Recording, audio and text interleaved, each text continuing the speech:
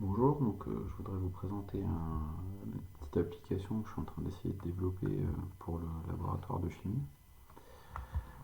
Le but de cette application, c'est d'être capable de faire un emploi du temps qui couple des données par jour, donc l'occupation des pièces par jour, avec des données spatiales qui sont l'occupation des pièces, donc être capable de simultanément savoir par jour et par pièce et par personne quelle est l'occupation pour chacune de ces entités en fonction de ce que chacun souhaite.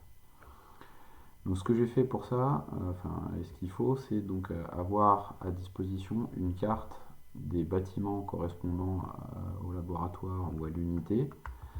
Donc ici, c'est les cartes du bâtiment M6. Cette carte, elle doit être créée d'une manière particulière. Je reviendrai dessus à la toute fin.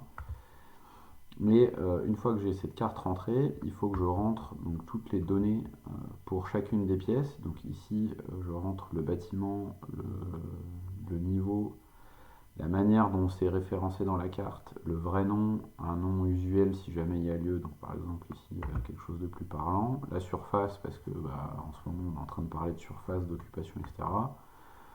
Le numéro de téléphone qui est plus une option, la capacité en temps normal et donc ici la capacité maximale telle que définie, donc qui est éventuellement amenée à bouger. Par exemple pour le moment, l'école, c'est-à-dire une personne par 15 mètres carrés. Ici le chiffre correspond à ça. Donc une fois que ces différentes données sont entrées, donc bien évidemment pour partir de ça, il faut être capable de renseigner les pièces. Donc là par exemple c'est le fichier initial qui m'a permis d'initialiser toutes les pièces. Je suis parti de données que j'avais et puis après j'ai demandé aux différents utilisateurs, différentes personnes du laboratoire de compléter les données des pièces quand il m'en manquait. Donc là par exemple on peut voir qu'en jaune il manque certaines choses. Et donc, une fois que j'ai toutes ces données, je suis capable de les retranscrire de plusieurs manières. Donc ici, tout ce qui apparaît en vert correspond aux pièces qui ont été proprement référencées dans la carte. Donc ensuite, par exemple, ça c'est la capacité en temps normal. Donc on peut voir les salles de réunion, de séminaire, qui sont en fait des salles qui ont une grosse capacité d'accueil, et puis des salles à capacité d'accueil plus modeste, qui sont des bureaux ou des salles de travail. En blanc, c'est toutes les salles qui sont non renseignées, où la place, donc la capacité est à zéro. Jusque là, ici, j'ai pas de connaissances sur ces pièces-là.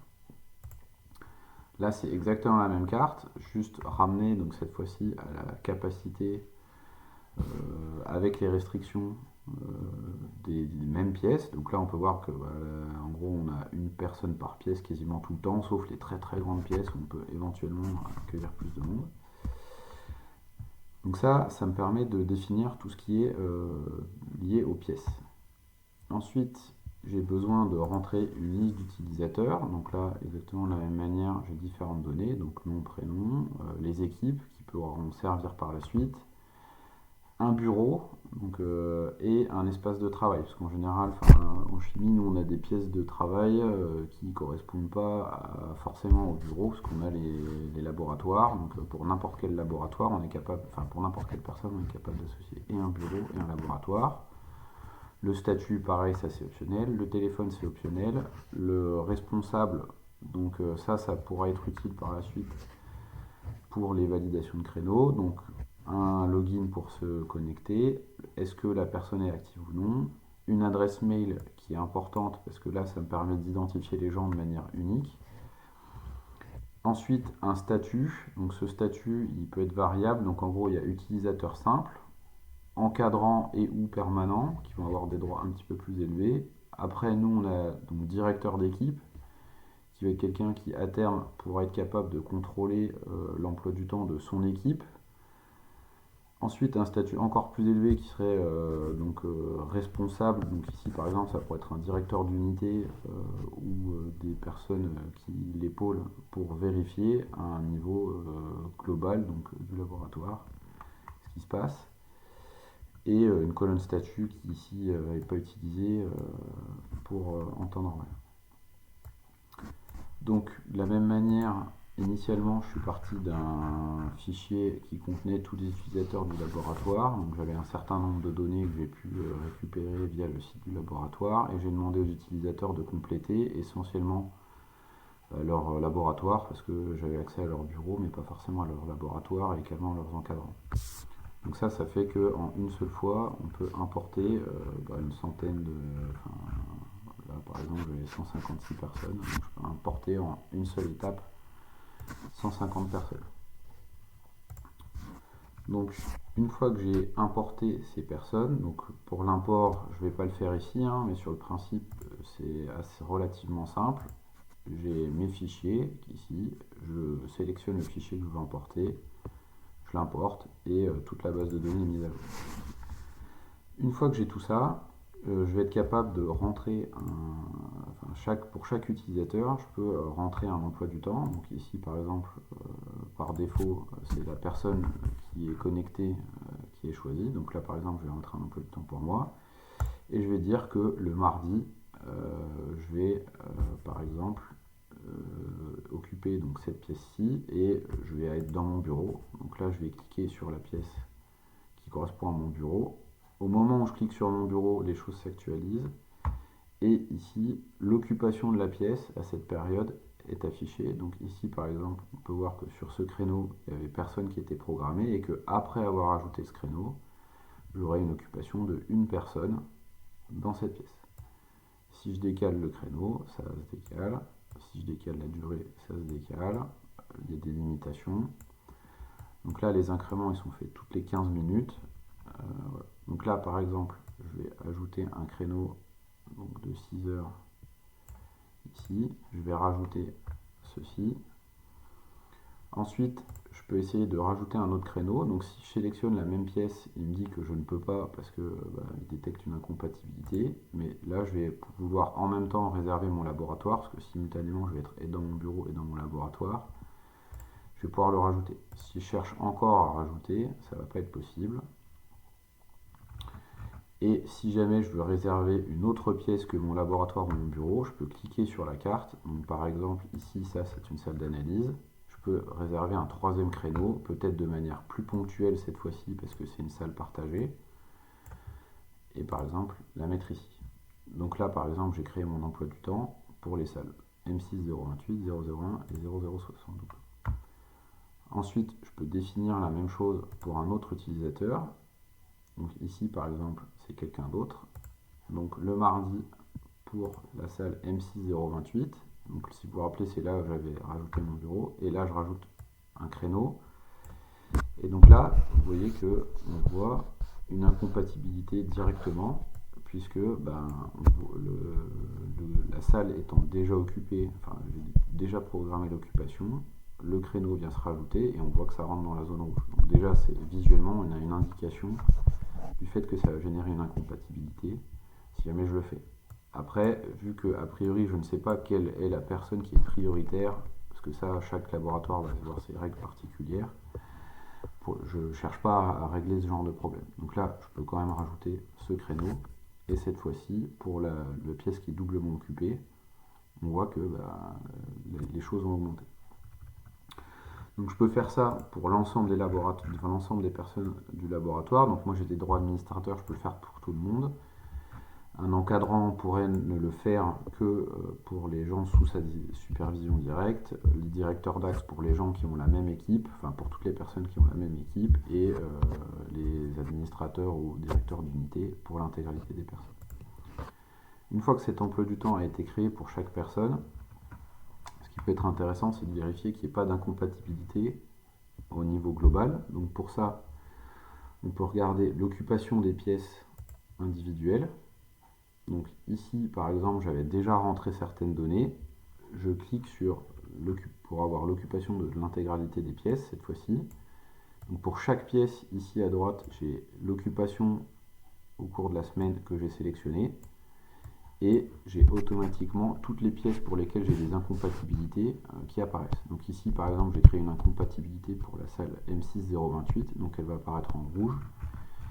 Et ici, dans l'emploi du temps que j'avais programmé, il y avait des incompatibilités pour ces pièces-là, donc elles apparaissent en rouge. Si jamais je veux maintenant savoir pourquoi il y a une incompatibilité. Je peux cliquer ici. J'ai l'occupation de la pièce. J'ai ici, je peux voir qu'il y a un moment où il y a donc le mardi, j'ai une suroccupation de la pièce. Et ici, j'ai accès aux 2 personnes qui occupent simultanément la pièce. Donc je peux ensuite voir, les contacter, essayer de faire des modifications sur l'emploi du temps si nécessaire.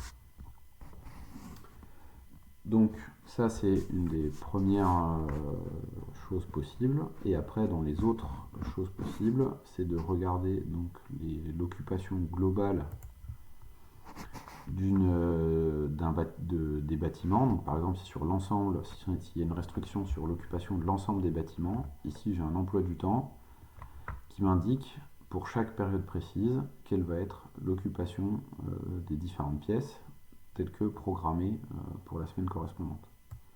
Ensuite, je vais avoir ici un planning détaillé heure par heure qui va m'indiquer à chaque changement le nombre de personnes qui rentrent, qui restent ou qui sortent du bâtiment et l'occupation totale du bâtiment. Donc par exemple ici, pour cet exemple d'emploi du temps, je sais qu'entre 7h et 9h le 12 mai, j'ai 3 personnes qui sont dans le bâtiment, qui sont en fait ces 3 personnes qui vont arriver à 7h. Ensuite, entre 9h et 9h30, je vais avoir 4 personnes dans le bâtiment et en fait, il y a 7 personnes qui vont arriver. Ensuite, je vais avoir des personnes qui s'en vont et qui arrivent. On va toujours arriver à 4, etc., etc.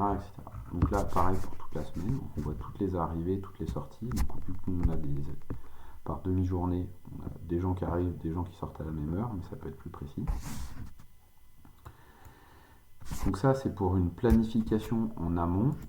Et ici, pour l'instant, j'ai fait en sorte que ce soit opérationnel si les gens planifient pour d'autres personnes de leur équipe le planning. Ensuite, chaque personne peut consulter, peut se servir également de ça pour réserver en temps réel les pièces particulières, puisque par exemple ici, la salle M6072, je peux essayer de vérifier quelle est son occupation pour le moment, en tout cas quelle est l'occupation programmée, et ensuite rajouter à la dernière minute quelque chose. Donc ça peut permettre de limiter les contacts sur les pièces qui sont destinées à accueillir des gens, plusieurs personnes pour des analyses qui sont menées à un niveau un petit peu plus élevé. Donc voilà. Donc pour finir, là où j'en suis actuellement, il me reste à faire une création de l'emploi du temps qui parte des utilisateurs pour remonter progressivement une chaîne. Là j'ai fait une personne qui gère le planning de toutes les personnes sous ses ordres. Il me reste à faire en sorte que les gens puissent proposer un planning et que les gens valident au fur et à mesure si ce planning est validé ou pas. Donc déjà actuellement ça permet de planifier en simultané sur plusieurs équipes l'occupation des choses, donc ça peut permettre à plusieurs équipes en parallèle de regarder l'occupation en ayant une vision collective. Et je vais revenir donc pour finir sur la création de la carte, donc pour avoir toutes les données. Donc pour la création de la carte, je suis parti d'un plan qu'on a eu via la direction du patrimoine. Alors en fait, moi j'ai même pas eu besoin de demander, on l'avait déjà en amont, mais a priori ça peut être demandé à la direction du patrimoine. Et à partir de ce plan détaillé, c'est là où j'ai pu récupérer la nomenclature des différentes pièces. Aussi, il y a accès à toutes les surfaces, donc ça prend un peu de temps de reporter tous les noms, les surfaces. Et après, ce plan-là, il faut le convertir en un plan SVG qui soit plus simple et plus léger. Donc là, par exemple, c'est une étape qui est un petit peu longue, un petit peu technique, mais je peux vous aider. Donc cette application, elle est prévue pour être disponible sur Internet et derrière, elle fonctionne avec une base de données MySQL. Donc c'est quelque chose qui est courant et qui est disponible sur n'importe quelle page perso de l'ENS. Et derrière, tout le site, pour ceux qui veulent avoir des questions là-dessus, est programmé en PHP pour la partie serveur et en JavaScript Voilà, je vous remercie pour votre attention.